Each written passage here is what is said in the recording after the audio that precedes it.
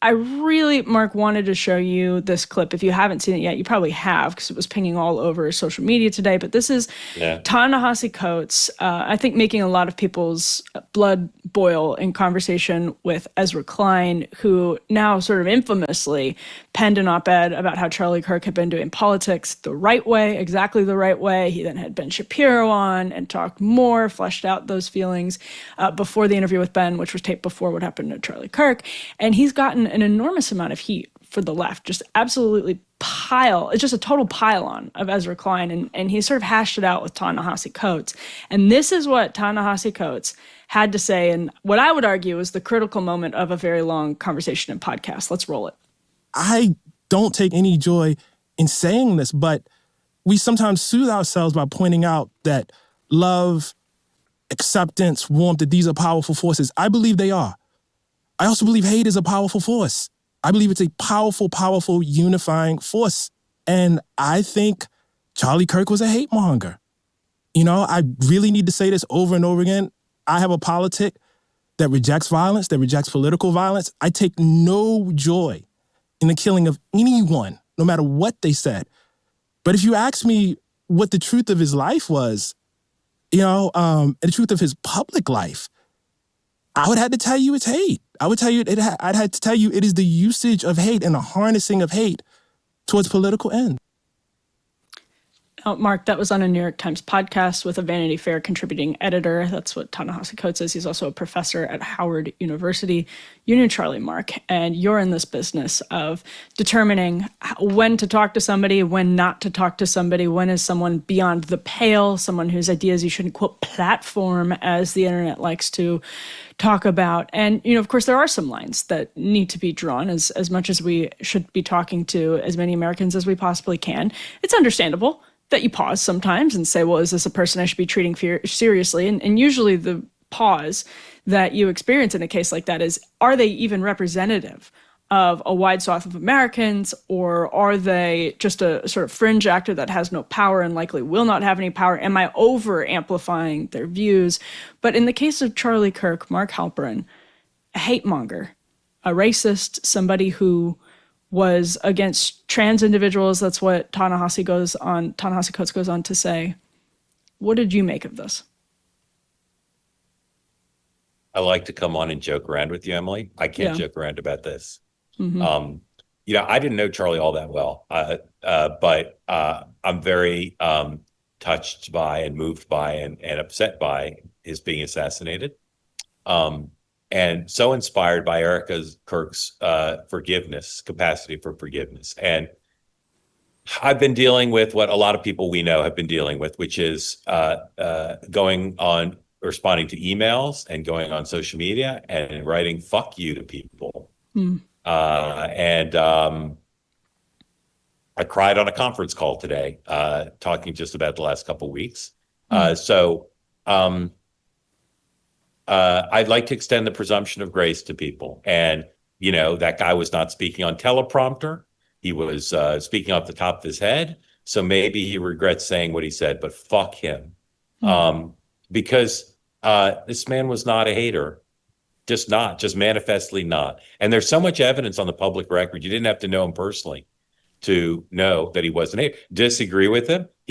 Charlie said some things I didn't disagree with. He said some things I didn't particularly fancy, but he was not a hater. And he's got a widow and 2 young kids and so many friends who loved him. And this guy's on the national town square talking bullshit about someone he didn't know and saying really hurtful things. And the reason it matters, besides that it reflects that the New York Times will give a microphone to someone so ignorant, is because this is what's wrong with the desire for people to make money and get acclaim off of saying false negative things about people they don't know.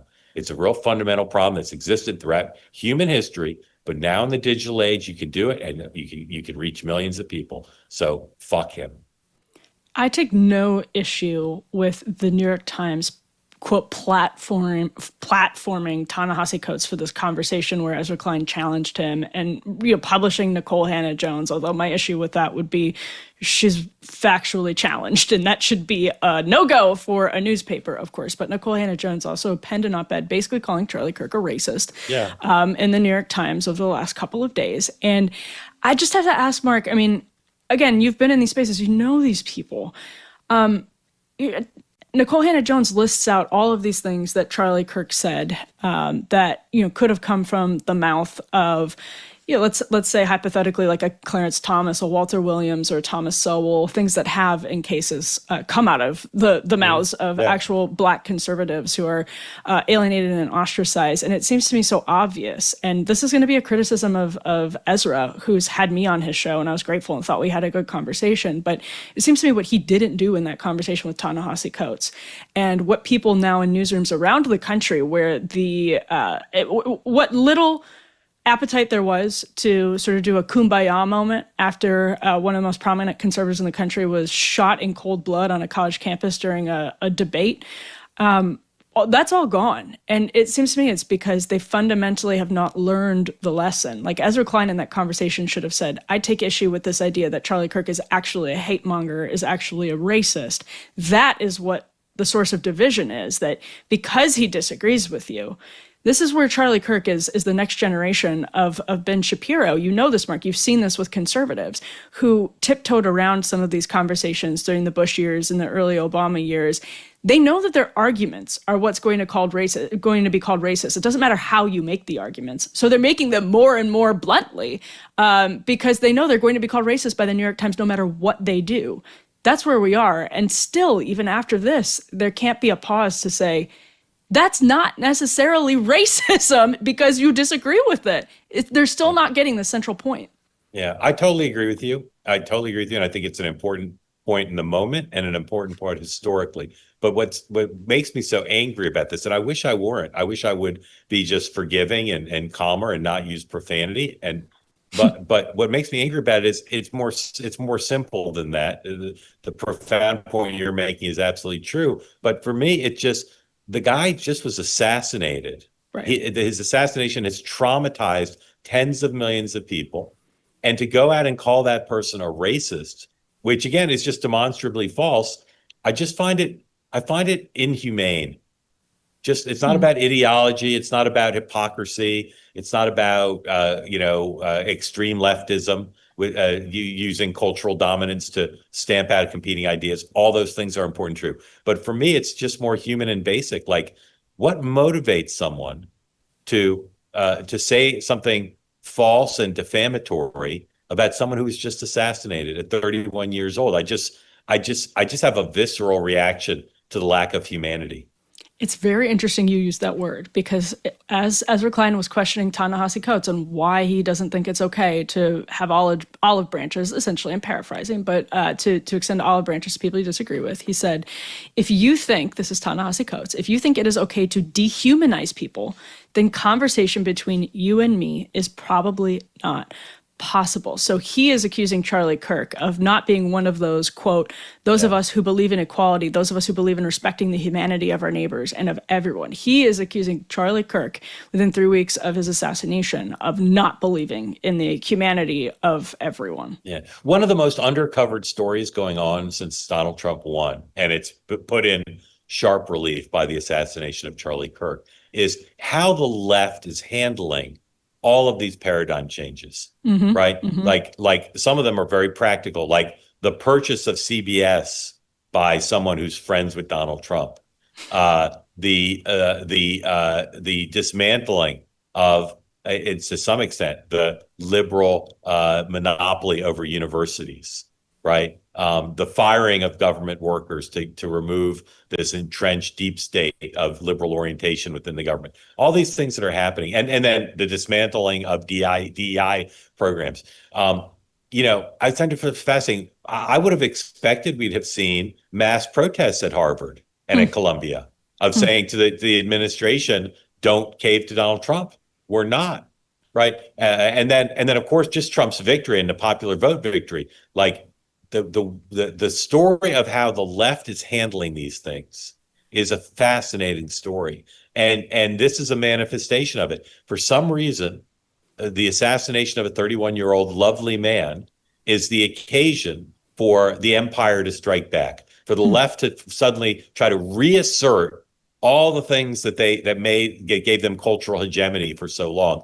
And again, I find it bewildering that this is where they're making their stand. This is where they're coming back and saying the things that they said about so many conservatives for so long, when they were allowed to say it because they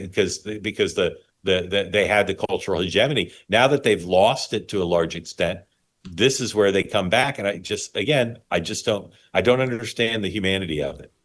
It's actually pretty hard to go to sleep after wrapping these shows at 11. You could probably imagine that's the case because live broadcasting gets your adrenaline going like basically nothing else. But I really mean this. Cozy Earth's bamboo sheets and bubble cuddle blanket make it much, much easier.